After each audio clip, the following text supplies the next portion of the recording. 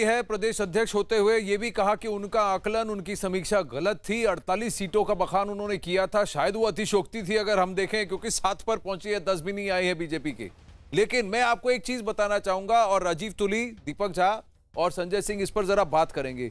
झारखंड 2019 लोकसभा चुनाव, बीजेपी का vote share 51.6%। Jharkhand के विधानसभा चुनाव 33.4% वोट शेयर। हरियाणा लोकसभा चुनाव 58.2%, विधानसभा 36.5%, दिल्ली 56.86%, लोकसभा और विधानसभा 38.85%, 39% भी नहीं है। बताइए इसका क्या कारण है कि इतना बड़ा स्लिप है लोकसभा से विधानसभा में? देखिए, झारखंड में एक अलग परिस्थिति थी जहां चीफ मिनिस्टर के खिलाफ एंटी इनकम्बेंसी बहुत ज्यादा थी। हाँ। मैं ये मानता हूं कि झारखंड में मतलब जो राइटिंग थी उन्होंने पढ़ी नहीं, उनको पहले हटा दिए होते तो शायद नतीजे और होते। दूसरी चीज जो मैं कह रहा हूं कि ऐसा नहीं है कि 6 महीने में मोदी की या मोदी सरकार की पॉपुलैरिटी वो इतनी घट गई कि 20% का नीचे आ गई वो मार्जिन, या 15% या कहीं 10% या 8%। इशू ये है कि वोटर जब जा रहा है, वोटर स्मार्ट है, वो अब सेंटर में हमें कौन चाहिए और स्टेट में कौन चाहिए उसको स्प्लिट करके देख रहा है और पूरी तरह से समझ के जा रही है। जैसे अगर आप दिल्ली में देखेंगे तो दिल्ली में सामने एक क्लियर नेता है। हाँ। दूसरी तरफ बीजेपी की तरफ से कोई नेता नहीं है। हाँ। वो एक पॉजिटिव कैंपेन कर रहा है, और यहाँ के जो लोकल नेता हैं वो निगेटिव मतलब नेम पे चले जा रहे हैं, नेम कॉलिंग कर रहे हैं। आप देखिए, अरविंद केजरीवाल 2 चीज प्ले करते हैं, जैसे मैं पहले भी मोदी वाला कह रहा था, एक तरफ विक्टिमहुड और दूसरा उस पे हीरो की इमेज। हाँ। तो वो चीज जो है अरविंद केजरीवाल उसको बखूबी प्ले करते हैं। दिल्ली की जनता उस चीज को चाहती थी।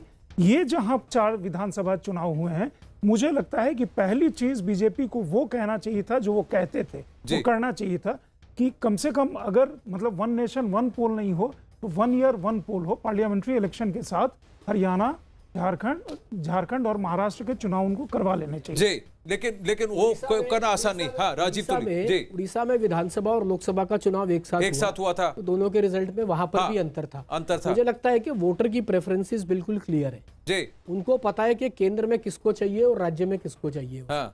अभी यही 2 साल के बाद जब कॉर्पोरेशन का चुनाव होगा तो हो सकता है रिजल्ट अलग हो। हाँ। दिल्ली का भी एक बहुत बड़ी पॉसिबिलिटी है, क्योंकि पहले पिछली बार भी यही हुआ है।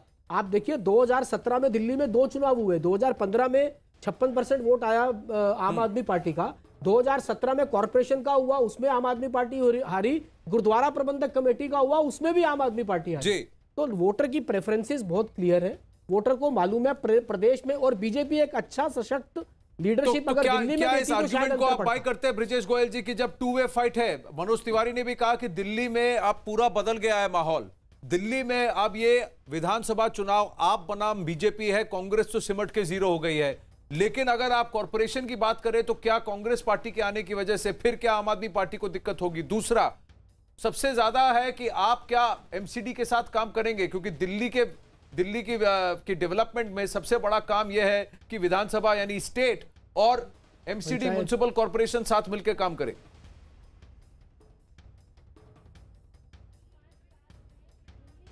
ब्रिजेश जी, सवाल आपसे था। हाँ, आपकी आवाज़ थोड़ा कट के आ रही थी, लेकिन जितना मुझे सुनाई दिया कि लोकसभा और विधानसभा का कुछ आप उसकी तुलना कर रहे थे। देखिए, दिल्ली की जनता बहुत समझदार है, पढ़ी लिखी जनता है। अब 2014 में देखिए, 2014 के लोकसभा चुनाव में दिल्ली की जनता ने प्रचंड बहुमत के साथ में बीजेपी को सातों सीटें जिताई। लेकिन जैसे ही 8 महीने बाद विधानसभा के चुनाव होते हैं तो हमें 67 सीटें देती है। 2019 के लोकसभा चुनाव में आप देखिए तो दिल्ली की जनता, देखिए जब लोकसभा के चुनाव होते हैं तो अलग मुद्दों पे चुनाव लड़ा जाता है, राष्ट्रीय मुद्दों पे चुनाव होता है, प्रधानमंत्री कौन बनने जा रहा है, कौन देश की बागडोर संभालने जा रहा है, उस पे चुनाव होता है। लेकिन जो विधानसभा का चुनाव होता है उसमें जनता देखती है कि मुख्यमंत्री कौन बनेगा, कौन पार्टी दिल्ली में सरकार बना सकती है। और जैसा उड़ीसा का आपने उदाहरण दिया, उड़ीसा के अंदर 2019 में लोकसभा विधानसभा चुनाव होते हैं तो एक व्यक्ति 2 ईवीएम मशीन पे जाता है, एक ईवीएम में वो बीजू जनता दल को वोट देता है और दूसरी ईवीएम में वो बीजेपी को वोट देता है। तो देखिए, जनता बहुत समझदार है। और दिल्ली विधानसभा में आज लोगों को, दिल्ली कांग्रेस की जहां तक आपने बात की, कांग्रेस कहीं भी प्रासंगिक नहीं रह गई है। कांग्रेस जमीन पे धरातल पे कहीं भी नहीं है, पिछले 5 सालों में कहीं भी नहीं थी। तो जनता, दिल्ली की जनता अपना वोट खराब करने के लिए कभी वोट नहीं डालती है। उनको पता है कि अगर कांग्रेस को वोट दिया तो वोट खराब हो जाएगा, इसलिए दिल्ली की जनता ने कहीं भी कांग्रेस को गंभीरता से नहीं लिया।